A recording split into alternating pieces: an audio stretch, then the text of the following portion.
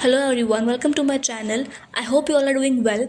तो आज हम बात करने वाले हैं आसिम रियाज के बारे में, that how arrogance destroyed him और उनके एक्सट्रीमली रूड बिहेवियर की वजह से आज उनको इमेंस अमाउंट में हेट पड़ रहा है। अगर हम आसिम रियाज के बैकग्राउंड की बात करें तो he is an actor, model and rapper जो कि हमें बिग बॉस के सीज़न 13 में देखने को मिले थे और वो उस सीज़न के सेकंड रनर अप भी रहे थे। इस सीज़न के बाद उनको बहुत सारे लोगों ने पसंद किया और उनका बहुत तगड़ा फैन बेस भी बना। इस शो पे लोगों का उनका नेवर गिविंग अप वाला एटीट्यूड और उनका स्ट्रेट फॉरवर्ड नेचर बहुत ज़्यादा पसंद आया।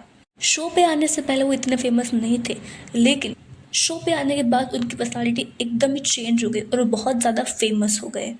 शो पे उनका और हिमांशु का बॉन्ड बहुत ज़्यादा पसंद किया गया और शो पे उनके और सिद्धार्थ शुक्ला के बीच में जो लड़ाई हुई वो भी बहुत ज़्यादा फेमस और आइकॉनिक थी। बिग बॉस की हिस्ट्री का सबसे फेमस सीज़न वो बन गया और उसके बाद कभी भी उसके लेवल का सीज़न नहीं बन पाया।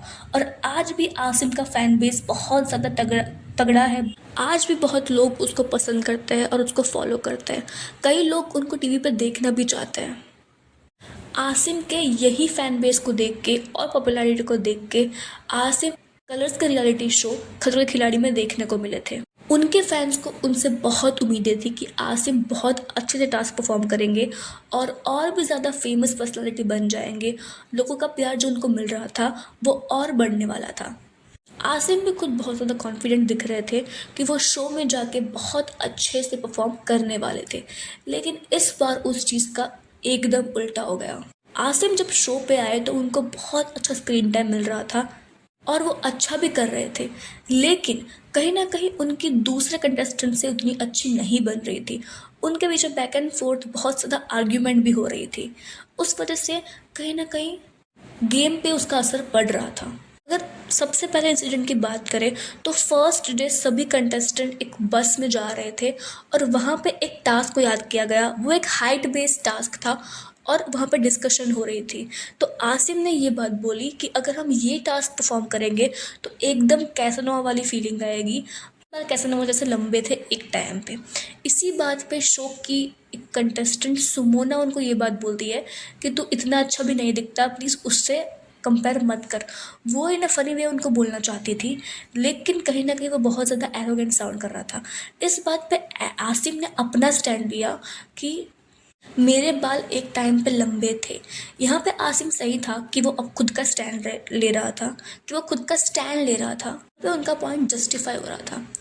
सेकेंड इंसिडेंट ये हुआ कि जब आसिम टास्क परफॉर्म करने गए, वो कहीं ना कहीं वो टास्क अच्छे से परफॉर्म नहीं कर पाए और वो टास्क वो हार गए। और जब दूसरे कंटेस्टेंट्स ने उनको कॉल आउट किया उस बात पे, तो आसिम उससे गुस्सा हो गए क्योंकि उनका उस चीज़ पे उनको कॉल आउट करना बनता नहीं था। वहाँ पे भी आसिम को कहीं ना कहीं जस्टिफाई किया जा सकता है कि वो खुद का स्टैंड ले रहे थे, लेकिन उसके बीच में वो किसी की बात सुन ही नहीं रहे थे।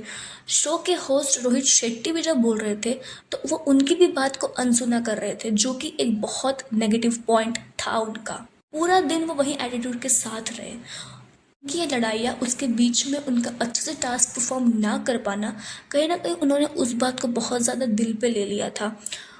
शायद उस चीज़ पर बहुत ज़्यादा सोच रहे थे कि उनकी पर्सनालिटी जो बनाना चाहते थे वो नहीं दिख रही है और कहीं ना कहीं वो उस चीज़ में लैग कर रहे हैं, अच्छे से टास्क परफॉर्म नहीं कर पा रहे। जब सेकंड डे शूटिंग स्टार्ट हुई, आसिम वही एटीट्यूड में थे और वही मूड में थे। सेकंड डे भी वो सबसे लड़ रहे थे और बहुत ज़्यादा नेगेटिव दिख रहे थे उस दिन भी। उस दिन उनका फियर फंदा हटाने वाला टास्क था और वो टास्क सच में बहुत ज़्यादा टफ था सभी कंटेस्टेंट्स के लिए। उस दिन आसिम से पहले दो और कंटेस्टेंट्स ने वो टास्क परफॉर्म किया, उनसे वो टास्क नहीं हो पाया और जब आसिम वो टास्क परफॉर्म करने गए, कहीं ना कहीं उनको टेक्निक समझ में नहीं आई और वो भी वो टास्क नहीं कर पाए। लेकिन गुस्से में आकर उन्होंने ये बात बोली कि अगर कोई भी इंसान ये टास्क परफॉर्म करेगा तो मैं अपना पेमेंट नहीं लूँगा। टास्क ना करने की वजह से उनका ईगो इतना ज़्यादा हर्ट हो गया कि उन्होंने ये बात बोल दी जो कि बहुत ज़्यादा गलत थी। जब बात शो पे आ जाती है तो शो के होस्ट को कहीं ना कहीं स्टैंड लेना पड़ता है। इस वजह से रोहित शेट्टी ने बाकायदा उनको एक वीडियो क्लिप दिखाई जिसके अंदर एक स्टंटमैन वो टास्क परफॉर्म कर रहा था और वो बहुत अच्छे से उन्होंने टास्क परफॉर्म किया और कंप्लीट भी किया। इतना सब कुछ देखने के बाद भी आसिम पीछे नहीं हट रहा था। वो आर्ग्यूमेंट करे जा रहा था, वो लड़ रहा था सबसे, अभिषेक से लड़ रहा था, कंटेस्टेंट से लड़ रहा था।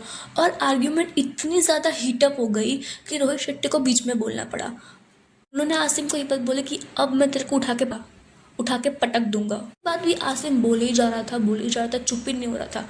वो चीज़ इतनी ज़्यादा बढ़ गई कि क्रू मेंबर्स को भी बीच में आना पड़ा और आसिम को रोकना पड़ा। आसिम हर कंटेस्टेंट और रोहित शेट्टी के साथ भी उस टाइम पे लड़ रहा था, जो कि बहुत ज़्यादा नेगेटिव था और उसको जस्टिफाई किया ही नहीं जा रहा था। उनकी पर्सनालिटी को वो और ज़्यादा ख़राब कर रहे थे शो पे आने के बाद उस इंसिडेंट की वजह से।